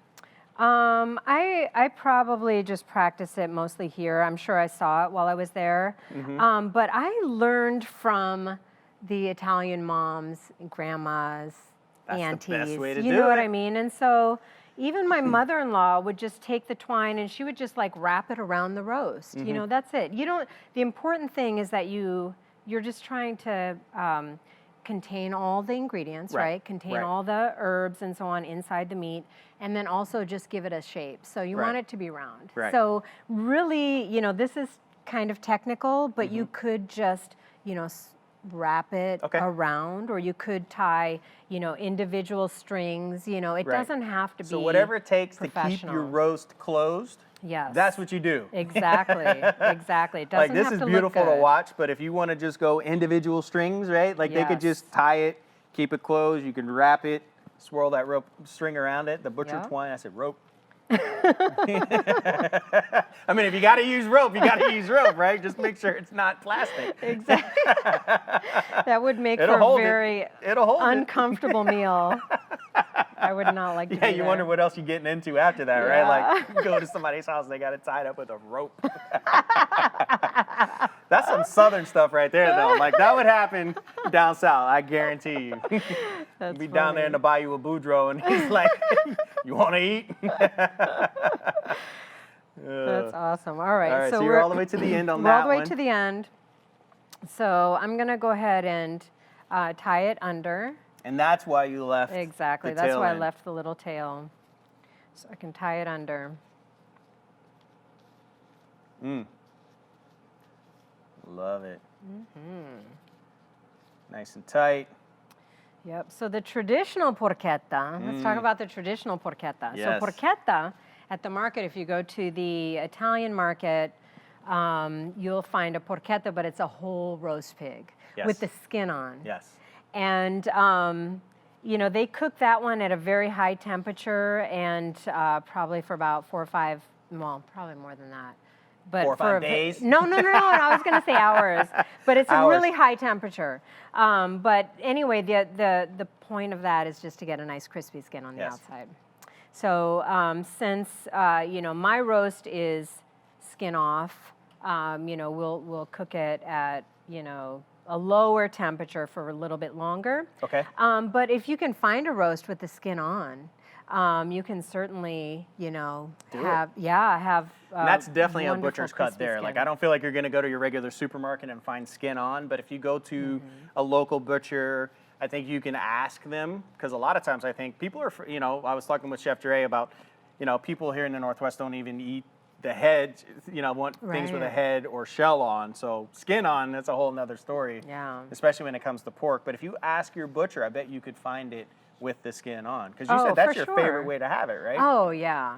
Oh yeah, hands down. You It's got to like a have little the chicharron crispy. on the outside. Yes. Yeah, Yes. yeah, And yeah, some you people, gotta like have we that do, one. we used to do porchetta roasts on the patio at La Spiga, and some people were just like, I got to have the ear, the ear or the cheek, or everybody has their favorite part, the tail, So it's kind of a big deal to have, if you can have the skin, that's beautiful. All right, so I went ahead and trimmed that off. So now I'm down to my last glove. Uh-oh, watch out, y'all. That's The okay. grand finale. Can Chef Sabrina make it? She has one last pair of gloves. We're gonna make it. I got confidence, Chef, because I'm ready to eat. This is the last step. Yeah, so this yeah, is easy. All right, so again, even if it's not perfect, don't worry about it. You're going to go ahead and transfer that to your cooking vessel. So in this case, if you can get a perfectly fitted roasting pan, that's ideal. Or but close. it doesn't, or close. No, you're just trying to lock juices in? What are we doing by having like that nice tight fit on our pan? Yeah, lock juices in and just really just keep it nice and tender because it'll be cradled kind of, with the juice. We are going to add a little bit of water to this so that it keeps it moist on the bottom part of it. And then we'll cover it with a little bit of aluminum foil. So this is popping up a little bit. I thought it would fit flush. So maybe we'll just tint it? Yeah, we should tint it. Because you said you don't like the foil to touch the meat? Exactly. Okay. That's dangerous not dangerous. Let's be clear. Living on the edge with Chef Sabrina Tinsley. It's not dangerous, but the foil does tend to oxidize, on the meat. I've seen that before, and end up with that weird blue-black spot on top of your meat. Like, what happened? So we'll go ahead and tint that. Okay. I'm going to add a little bit of water to the pan. Got it. And how much water are we looking for? This is probably about a cup or cup and a half, but you want to go about, I would say about 2/3 up the roast. Okay. 2/3 of the way. 2/3 up the roast with water. Cover it with foil. Make sure it's tinted or that it's not touching the top of the meat because it will oxidize with it. Yep. Okay. There you go. All right. So that looks good. So we're ready to put that in the oven. Okay. Do we have foil? Did we get foil? If we don't, we're going to pretend like we do. All right, so. I've been to the Harry Potter School of Wizarding. I can do my charm. Yeah. All it's right, that new, just pretend. transparent foil. Exactly. You're all good on that? Juice. Assume we had foil. Yeah, make sure you get that corner. That's a little Tinted. raised right there, Chef. Sorry. There you go. There we go. Perfect. All right, so. All right. Now. Yeah. The pork goes in the oven. Magic of TV. In the oven. All right. Oh, look at that. Oh, Harry Potter again. You ready? Magic. Woo, and that. here we go. And just like that, our porchetta you have is the ready. porchetta. Already sliced and we everything. Good tonight, y'all. Shrimp and porchetta. Yummy. Yes, brothers do read Harry Potter. I'm just going to let you know. It's actually very entertaining. Yes, we all love it. I read all 7 books. Wow, that's impressive. Don't I be think impressed I when I already read, girl. No. It was the Harry Potter that impressed me. No, I'm just messing with you. So here it is. So this one also was rolled. So you see a little bit of the spiral. The fat is on the top. But when it's nice and hot, the fat really just melts in your mouth. It's really quite delicious. As far as the stock is concerned, because we have the water, right? Yep. The water that's, that becomes very flavorful. Okay. And what I usually do is I'll blend some like boiled potato into the broth, because as you can see, it's really quite liquidy, right? Chef, you're killing me so on that one. you That one blend sounds amazing. It is. It's just good. a little boiled potato and the pork with jus the or liquid. with the jus. So you can get an extra $5 a plate. You call it jus. Jus, Yeah. yes. In fact, I did at home. You have it on your sheet, on your heating instructions. It says jus. There you go. So the jus is very liquid. So I like to thicken it up with a little boiled potato. So blend the potato and the liquid together. And it Chef makes a tip really right there. wonderful gravy. And that's gluten-free. and delicious. So Love it. that's our porchetta. Any questions? Simple as that. I love it. But That's I mean, great. it's easy, right? Yeah.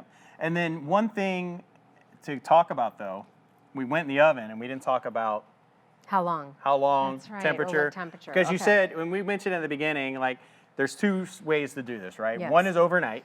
And how do we do that? So overnight would be 200 degrees, 250, I would say 250 degrees. Overnight, it's about 8 hours. Make sure you covered, though. It's about, cover, yes, because otherwise it's a disaster. Yeah, I'll be like, who's been drying Yeah. shoes in the oven? Yeah, no good. So covered 8 hours Yeah. overnight. Otherwise, you can do 250. And then if you want to speed it up. 250. And if you want to speed it up, 375 degrees, Okay. and that'll take, for a roast this size, about 3.5 hours. 3 to 3.5 hours. Yeah. 375, you said 350 to 375 or 375? 375. I do usually do 375? 375, Yeah. but you could do 350 too. Okay. You know, it's Yeah, or you it know. depends on your oven too, because Exactly. if Some your ovens run oven's hot. cooler, hotter, Yep. all of that. So overnight, 250, Yep. put it in the oven, covered with foil. Yep. And if you want to speed it up, then 375, and you said what, 3 to 4 hours? Yeah, 3.5 to 4 hours. 3.5 to 4 And hours. Let me reiterate, this is for a piece of meat that is 8 pounds. So if you have a smaller roast, it's obviously going to cut back on the time.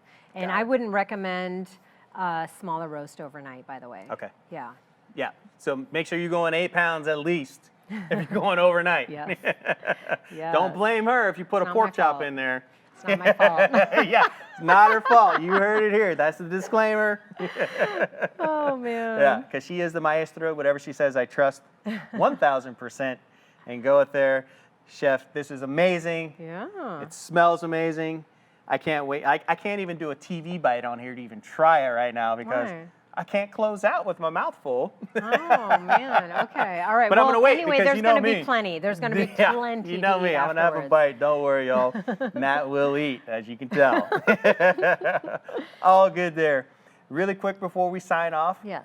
what's best for everybody to support you right now during the time of COVID? Come eat at La Spiga. Yeah. I mean, plain and simple.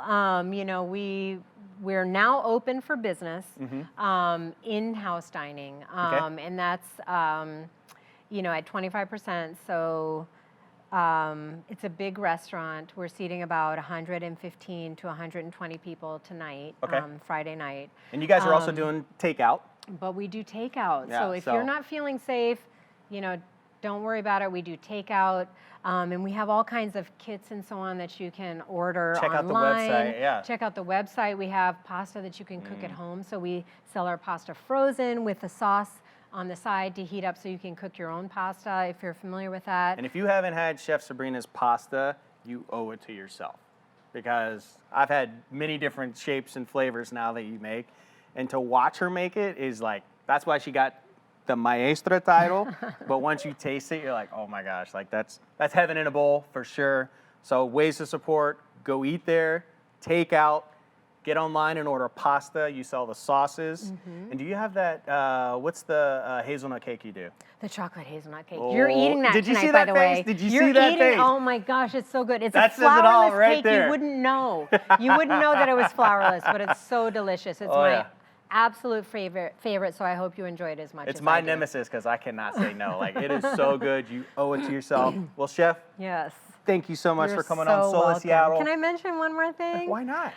So we have also a series coming up in Okay. our restaurant. So we are supporting local chefs who are in their early stages of their business and doing pop-up meals at La Spiga. So this is starting this month for Black History Month, but in Love the it. spirit of implementing permanent change, we're going to be doing this throughout the year. So, so once a month. In this case, it's going to be twice a month. So the 15th and the 22nd. Okay. So Mahogany Williams is going to be cooking her food from The Pickled Chef, and then we have. We have Natalie. Another chef coming up, yeah. Another, yep. So it's going to be a series. If you want to support That's and awesome. I support love that. new and up and coming chefs More in information on your Seattle. website about that? More information on the website, absolutely. Yeah. The more stuff we can do like that, the better, Yes, right? Like, 'cause yes. you have such an amazing reputation, just to be like, hey, I endorse this person. Yeah. You know, or as one of my buddies likes to say, I co-sign you. I like that. Right? I'll have to I use co-sign that. it. So I will definitely be supporting those Yeah. events. I love it. Thank Like, that's you. great. You know, Yes. you've always got passion not only for food, but for the community. Yes, And that's what this is absolutely. all about. That's It what this is. event's about. Soul of Seattle. For everyone watching at home, we want to thank you guys. We couldn't do this without you. Please bid on that auction, because I did bid on something, and I hope somebody outbids me. That's so Because then I'm funny. going to have to tell Cassandra about it. Kind of like Dre and his Good luck. Nikes. Yeah, Dre and his Nikes. I know how you feel. Peppa's like, what is this? Maybe it's so the funny. vacation, though, Yeah. right? Like, yeah, maybe I got his tickets. Yeah, exactly. You got to sell it to them. So that would be great. Well, thank you so much. It's my pleasure. And Thank with you. that, Chef, Yes. I think we're all going to stay up here. I'm going to have Chef Eduardo Jordan come back out here. He's going to talk us through what this is all about. Chef, thank you. Thank you. There you go, man. This has been Yeah. fun. Thank you. Chef Yeah. Dre, Good job, everybody. right here, a small bit of the soul of Seattle. As my grandmother would say, we're just a very small fly in a big glass of milk out there. But you can see what we can produce. You got that one, Chef? You know what that one means, right? You've heard that one. You did an amazing job, Chef. Thank you, Chef. How can everyone support you? Oh, well, you know, where you at, Matt? We do, you know, local food truck. You can check our website. Many different locations. My crew's running almost 7 days a week right now. It's Mardi Gras. It is. Yeah. You guys all had the king We cake. had the king It was cake. so good. So good. But nobody's fessed up to the baby. I think my uncle Big Iz is watching. I don't need any more I babies. think I He's never swallowed fessed it. up to a baby his whole life. Just swallow it and don't tell anyone. Big Iz, yeah, how'd you know? You went to the Big Israel school of king cake eating, where the baby's You keep it edible down. too. Exactly. I mean, off to throw the party, but yeah, check out the website. Many locations. We're actually, with COVID, we used to have a consistent, pretty much downtown corridor. Now we're going as far out as Snoqualmie. Wow. So you have opportunities. That's beautiful. We've only been business for 11 years now. Only. No, That's the amazing. only reason I say that is because I still have people coming to the truck like, we've been trying to find you since you started. I was like, you haven't been trying that hard. You have not been trying hard. We only been in business for 4,107 days. How hard is it? I love it. I love it. Yeah. You know they got us all on radar. So, Chef, you're going to open up on the 17th? Yes. Awesome. Salt and smokes. Smokes. On, See, I told you it was hard. It's a tongue twister. You're thinking about, like, does the salt come before? Yeah, I know. I kept going smokes first. On Vashon Island. So Yep. please check out our amazing friend here. Thank you. Chef is already active and got some pop-ups going. So make sure that we support our young up-and-coming chefs. Yes. Additionally, and you know we have a lot going on this entire month. I want you guys just would say, well, one, thank you guys for tuning in this evening and give these guys and woman a round of applause. I'm one of the guys. For all their knowledge, all their time. I mean, they got a lot of things to do right now. We all are busy, and they're sharing a lot of their time with us, their passion, and also their stories, which is just so amazing. So thank you guys for sharing that with us. Our pleasure. And giving us a little bit of knowledge. These are the places and establishments that are in our city that bring so much diversity and culture. So we need to make sure that these beautiful places are here 2022, 2028, There you whatever go. the case is, we need to be here. We make Seattle very unique, and we are the fabric of our community. So I want to thank you guys for all that you do. Keep supporting these amazing places. Also, again, our sponsors, like we could not make the Soul of Seattle happen without our sponsors. And so I just want to give a really big shout out to all of our sponsors that made all these programs that we're going to have going on through the entire month possible. A big shout out, a huge shout out to our second-year key sponsors, the Saddleberg Foundation, whose mission is to strengthen our communities and promote a just society and a sustainable environment, and Amazon, who is working hard to foster equity, inclusion, and opportunities for communities of color and small businesses. And I would like to say that the Soul of Seattle would not be happening this year without our fiscal sponsor, Northwest Harvest. Northwest Harvest was established in 1967 by a group of community leaders formed to create social justice in an organization that was committed to addressing hunger.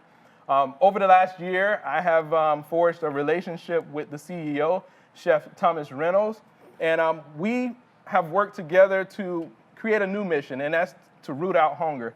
And that has been established with our bond that we created. And so I just want to take a minute right now to recognize Northwest Harvest and let you guys learn a little bit about Northwest Harvest.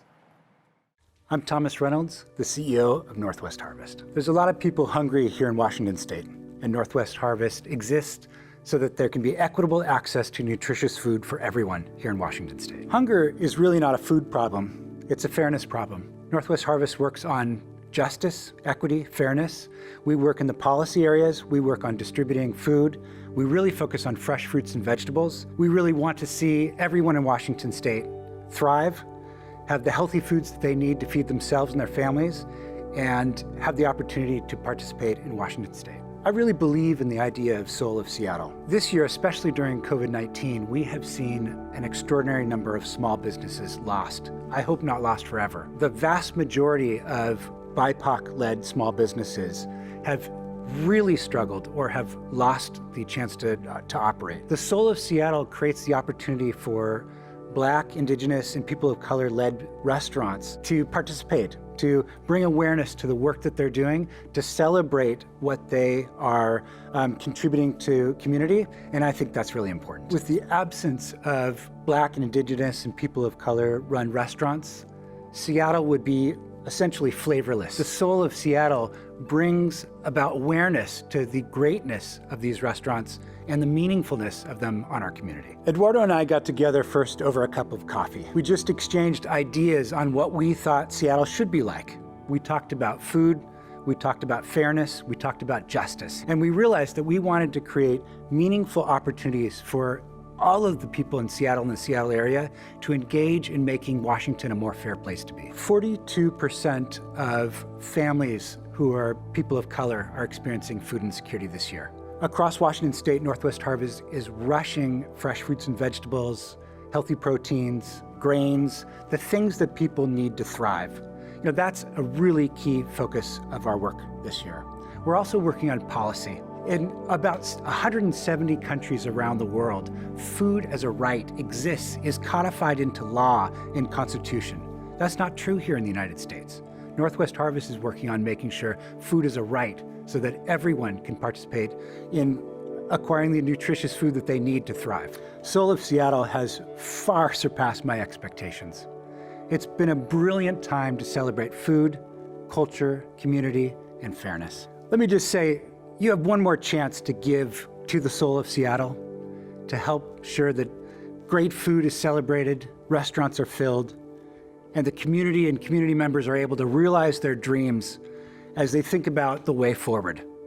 Won't you give today?